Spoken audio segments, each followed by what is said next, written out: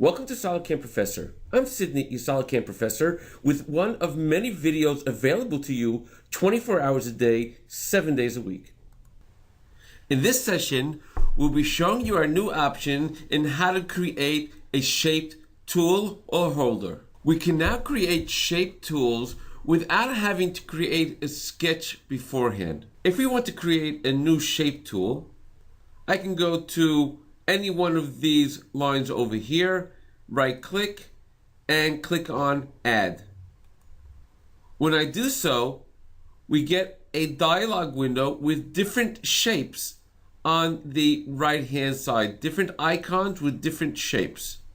If I want to start building a tool, all I have to do is click on one of these shapes.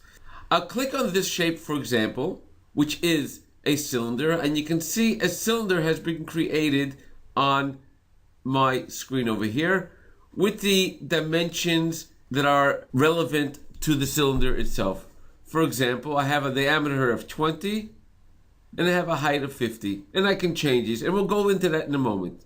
Now let's say I want to continue the shape at the bottom of the cylinder.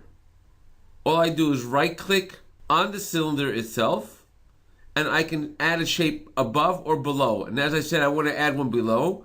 And let's add this shape over here below. And as you see, we have now a torus on the very bottom showing this shape at the very bottom. I can continue and add another shape below this of another cylinder as shown over here. And I can go on and on adding different shapes. Now I can change my dimensions over here. Say I want to have the diameter of this small one on the bottom at 15 millimeters and the height at 1 millimeter.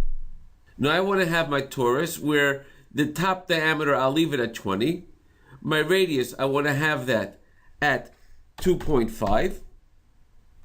And as you can see, everything is starting to change over here. Now I can go to my top diameter and change it, say, to 21, and the height I can change this to say 5 millimeters. And we have the edited shape over here. I can go over here now again if I want, right click and add a shape above of another cylinder. And this time I'll have this cylinder at 12 millimeters at the height of 50. So now I've actually created a new tool that looks like this. If I were to do show, you can see the tool exactly the way it was created. And I can go on and create more tools. For example, if I were to right click over here again and add another tool, I can again add a cylinder. I can again at the very bottom of this add a radius of this sort. Now we have a radius here at the bottom. Over here, if I want, I can right click, add a shape above of another cylinder. And on this over here, I can add another shape above this of another radius like this. I can now again change my dimensions. Say go into the first torus at the very bottom, change the top diameter to 25, keep it at a radius of 5, go to my cylinder, have this diameter also at 25, and the height say at 3 millimeters.